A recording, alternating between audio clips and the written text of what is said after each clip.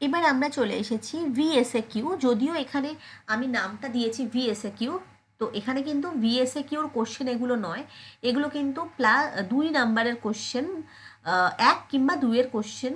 তো আমি একসাথে মিলিয়েই ভিএসএকিউ বলে দিয়েছি। বায়ুমণ্ডলের কোন স্তরটির অপর নাম কেমোস্ফিয়ার?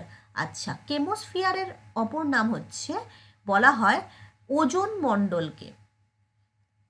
ওজোনোস্ফিয়ার, ওজোনোস্ফিয়ার বা ওজোন মণ্ডল কোথায় থাকে?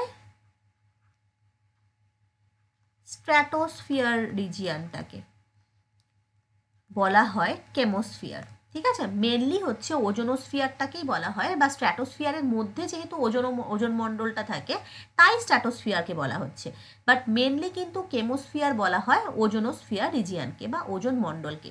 এবার কেন বলা হচ্ছে?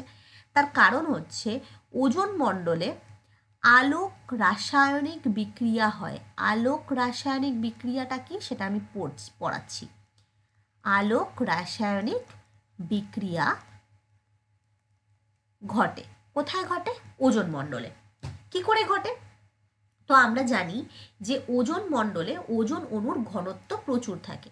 তো এই ওজোন অণু বা O3 অণুগুলো ইউভি রশ্মির প্রভাবে অক্সিজেনে রূপান্তরিত হয়।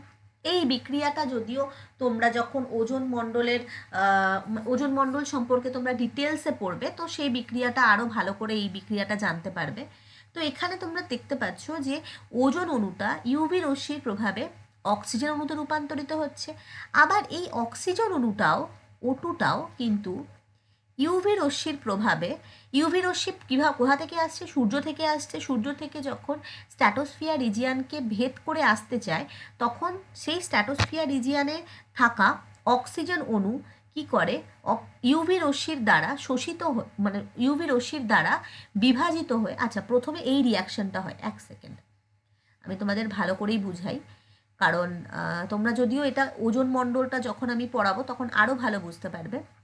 তো কি বললাম, যে যখন সান থেকে ইউভি রশ্মি স্ট্র্যাটোস্ফিয়ার রিজিয়ানের মধ্যে দিয়ে আসার চেষ্টা করে, তো সেখানে থাকা অক্সিজেন অণুগুলো অতিবেগুনি রশ্মির প্রভাবে পারমাণবিক অক্সিজেনে পরিণত হয়, অর্থাৎ অক্সিজেন অণুগুলো দুটো পরমাণুর অক্সিজেনে ভেঙে যায়।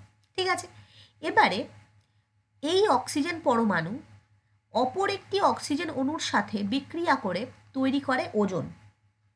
তাহলে ওজোন অণু স্ট্র্যাটোস্ফিয়ার রিজিয়ানে উৎপত্তি হয়ে গেল ইউভি রশ্মির প্রভাবে। তাহলে এই যে রাসায়নিক বিক্রিয়াটা হচ্ছে, এটাকে বলা হয় আলোক রাসায়নিক বিক্রিয়া।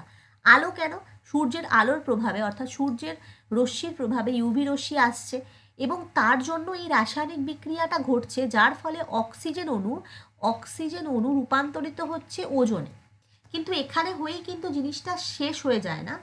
এখান থেকেই ওজোন অণুটা পুনরায় ইউভি রশ্মিকে শোষণ করে, কারণ ওজোন অণুর একটা বৈশিষ্ট্যই হচ্ছে অতিবেগুনি রশ্মিকে শোষণ করা।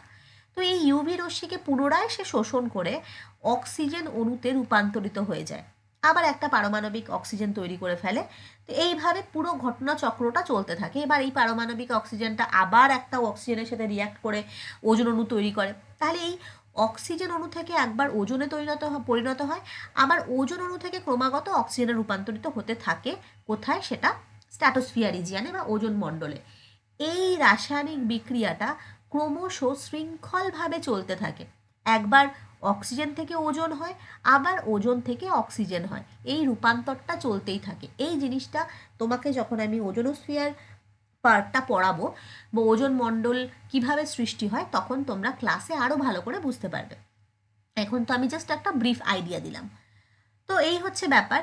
এই আলোক রাসায়নিক বিক্রিয়াটা ঘটার ফলে এই ওজোন মণ্ডলের অপর নাম হলো কেমোস্ফিয়ার। তাহলে আশা করি বুঝতে পেরেছো, তোমাদের এত কিছু লেখার দরকার নেই, যেহেতু এটা ভিএসএকিউর কোশ্চেন। তো তোমরা সিম্পল লিখবে যে ওজোন মণ্ডলে আলোক রাসায়নিক বিক্রিয়া ঘটে, যার ফলে অক্সিজেন অণু ওজোনে রূপান্তরিত হয়, আবার ওজোন অণু বিয়োজিত হয়ে অক্সিজেন গ্যাসে রূপান্তরিত হয়।